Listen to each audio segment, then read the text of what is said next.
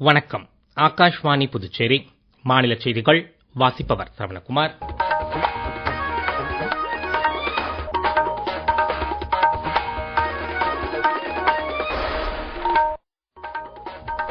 தலைப்புச் செய்திகள்.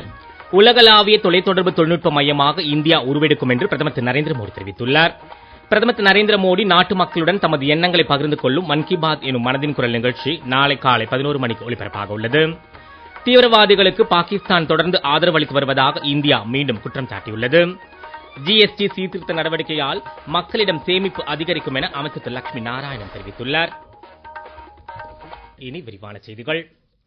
உலகளாவிய தொலைத்தொடர்பு தொழில்நுட்ப மையமாக இந்தியா உருவெடுக்கும் என்று பிரதமர் திரு நரேந்திர மோடி தெரிவித்துள்ளார்.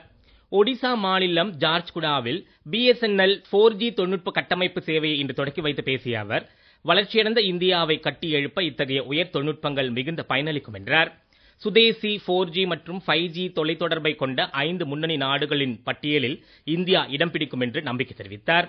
நாட்டில் முழுமையான 4G தொழில்நுட்பத்தை BSNL உருவாக்கியுள்ளதாக பெருமிதம் தெரிவித்த அவர், நிபுணர்களின் கடின உழைப்பால் இது சாத்தியமானது என்றார். இந்நிகழ்ச்சியில் தொலைத்தொடர்பு, ரயில்வே, உயர்கல்வி, சுகாதாரம், திறன் மேம்பாடு, கிராமப்புற வீட்டு வசதி உள்ளிட்ட துறைகளில் 60,000 கோடி ரூபாய் மதிப்பிலான பல்வேறு திட்டங்களுக்கு பிரதமர் இன்று அடிக்கல் நாட்டினார். சூரத், பெர்காம்பூர் மற்றும் உத்னா இடையே அம்ருத் பாரத் விரைவு ரயிலையும் பிரதமர் கொடியசைத்து துவக்கி வைத்தார். சரக்கு மற்றும் சேவை வரி குறைப்பு பொருளாதார வளர்ச்சிக்கு மேலும் உத்வேகம் அளிக்கும் என்று பிரதமர் திரு நரேந்திர மோடி கூறியுள்ளார். சமூக வலைதளத்தில் இக்கருத்தை பதிவிட்டுள்ள அவர், இது தொடர்பான நிதியமைச்சகத்தின் அறிக்கையையும் பகிர்ந்துள்ளார். பணவீக்கத்தை கட்டுப்படுத்துவதற்கு இது உதவிடும் என்று அதில் குறிப்பிட்டுள்ளதை பிரதமர் சுட்டிக்காட்டினார். இந்த வரி குறைப்பு காரணமாக இணைய விற்பனை 25% அதிகரித்துள்ளதாகவும் அவர் கூறியுள்ளார்.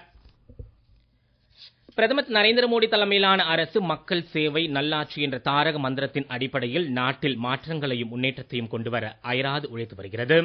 அரசின் பல்வேறு முயற்சிகளால் மத்திய அரசு ஆக்கப்பூர்வமான மாற்றங்களுக்கு செயலாற்றி வரும் நிலையில், தேசப்பற்றை ஊக்குவிக்கும் வகையில் நாட்டின் பாரம்பரிய கலாச்சாரத்தையும் மறைந்த தலைவர்களை கௌரவிக்கும் வகையில் எதிர்கால சந்ததியினருக்கு உத்வேகம் அளிக்கும் நடைமுறைகளை மத்திய அரசு மேற்கொண்டுள்ளது. இது குறித்து இன்று சேவை திருவிழா என்னும் இந்த சிறப்பு தொடரில் காண்போம். பிரதமர் திரு நரேந்திர மோடியின் தலைமையின் கீழ் தேசிய சின்னங்கள் மற்றும் நினைவகங்கள் மூலம் நாட்டின் மறைந்த தலைவர்களை நினைவு கூர்ந்து தேசத்தின் கலாச்சாரத்தை முன்னெடுத்து செல்வது குறித்து பிரதமர் புதிய நாடாளுமன்ற வளாக திறப்பு விழாவில் உரையாற்றுகையில், आज का भारत अपने इतिहास पर गर्व करता है। बीते एक दशक में हमने देश की धरोहरों के संरक्षण पर मिशन मोड में काम किया है। देश की एंशियंट स्टैच्यूज और आर्टिफैक्ट्स जिन्हें चुराकर विदेशों में बेच दिया गया था, उन्हें वापस लाया गया है। புதுடெல்லி தேசிய போர் நினைவு சின்னம் நமது வீரர்களின் துணிச்சல் மற்றும் தியாகத்திற்கு சான்றாக திகழ்கிறது. அமிர்தசரஸில் புதுப்பிக்கப்பட்ட ஜாலியன் வாலாபாக் நினைவு சின்னம் சுதந்திர போராட்டத்தின் வரையறுக்கப்பட்ட அத்தியாயங்களின் நினைவை எடுத்துரைக்கிறது. மேலும் தீன்மூர்த்தி தோட்டத்தில் பிரதான் மந்திரி சங்கராலயம் இந்தியாவின் பிரதமர்களின் பயணத்தை விவரிக்கிறது. சுதந்திரத்திற்கு பிறகு குடியரசை வழிநடத்திய ஜனநாயக உணர்வை எடுத்துரைக்கும் வண்ணமாக இது அமைந்துள்ளது. நாடு முழுவதும் உள்ள பழங்குடி சுதந்திர போராட்ட வீரர் அருங்காட்சியகங்கள் இதுவரை யாரும் அறிந்திராத பழங்குடி வீரர்களுக்கு அங்கீகாரத்தை வழங்குகிறது. புதுடெல்லியில் உள்ள பாரத் மண்டபம் உலகளாவிய அமைப்பில் நாகரீக மகத்துவத்தை பிரதிபலிக்கிறது. இந்த பாரம்பரிய சின்னம் கடந்த காலத்திற்கும் எதிர்காலத்திற்கும் இடையிலான ஒரு பாலமாக அமைகிறது.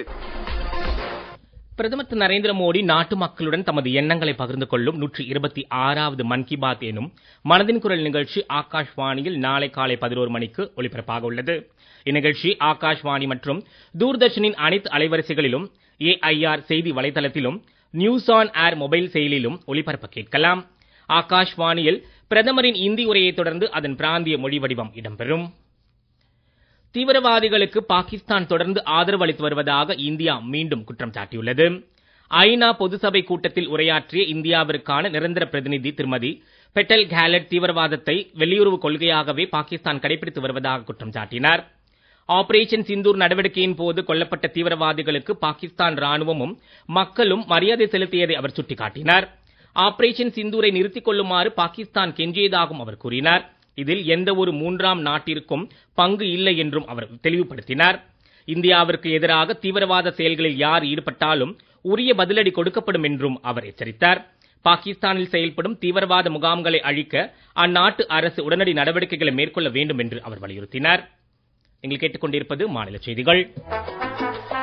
ஆகாஷ்வாணி செய்திகளை நேயர்கள் உடனுக்குடன் தெரிந்து கொள்ள எமது புதுச்சேரி மண்டல செய்திப் பிரிவின் சமூக ஊடகங்களான @AARnews_புதுவை என்ற எக்ஸ் பக்கத்தையும், all India radio news Puducherry என்ற Facebook பக்கத்தையும், @RNU புதுச்சேரி என்ற யூடியூப் சேனலையும் அணுகலாம்.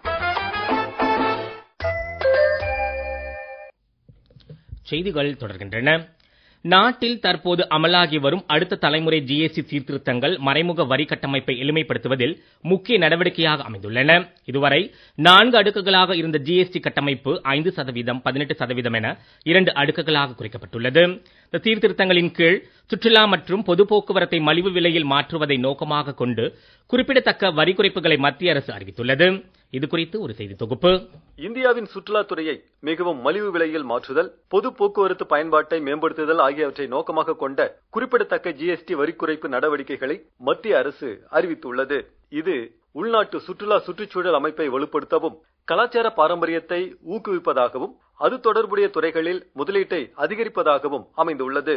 பிரதமர் திரு நரேந்திர மோடியின் தலைமையின் கீழ் இந்த சீர்திருத்தங்கள் நிலையான மற்றும் உள்ளடக்கிய வளர்ச்சி, வேலைவாய்ப்பு உருவாக்கம் மற்றும் விருந்தோம்பல் ஆகியவற்றை வளர்ப்பது, அதே நேரத்தில் இந்தியாவின் சுற்றுலாத்துறையில் கொரோனாவுக்கு பிந்திய மீட்சியை துரிதப்படுத்துதல் ஆகியவற்றின் தொலைநோக்கு பார்வையுடன் அமைக்கப்பட்டுள்ளது.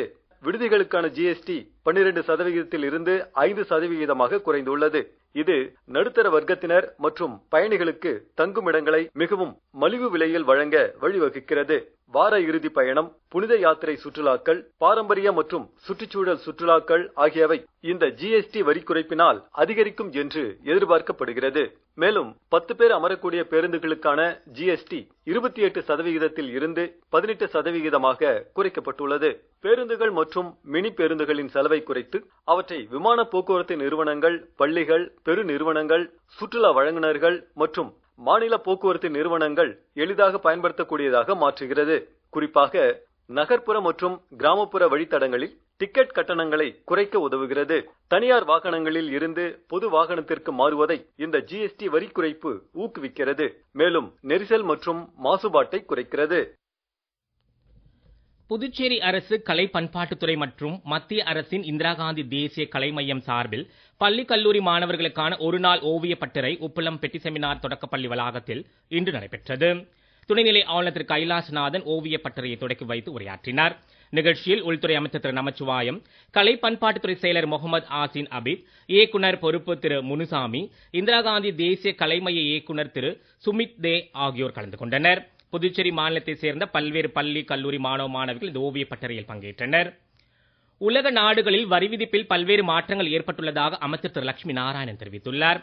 புதுவை அரசின் வணிக வரித்துறை சார்பில் அடுத்த தலைமுறைக்கான சேவை வழங்கும் ஜிஎஸ்டி சீர்திருத்தம் எனும் தலைப்பில் வர்த்தக மற்றும் தொழில் கூட்டமைப்பு மற்றும் ஜிஎஸ்டி தொழில் வல்லுநர்களுடனான கலந்துரையாடல் கூட்டத்தை தொடக்கி வைத்து பேசிய அவர், நம் நாட்டில் ஜிஎஸ்டி வரி வருவாய் கடந்த 4 ஆண்டுகளில் 14 லட்சம் கோடியிலிருந்து 2 மடங்காக உயர்ந்து 22 லட்சம் கோடி ரூபாயாக அதிகரித்தது என்றும், இருப்பினும் மக்களின் மீது கூடுதல் சுமை விதிக்க வேண்டாம் என்று கருதி பாரத பிரதமர் திரு நரேந்திர மோடி தீபாவளி பரிசாக ஜிஎஸ்டி 2.0 சீர்திருத்தத்தை கொண்டு வந்துள்ளதாக தெரிவித்தார்.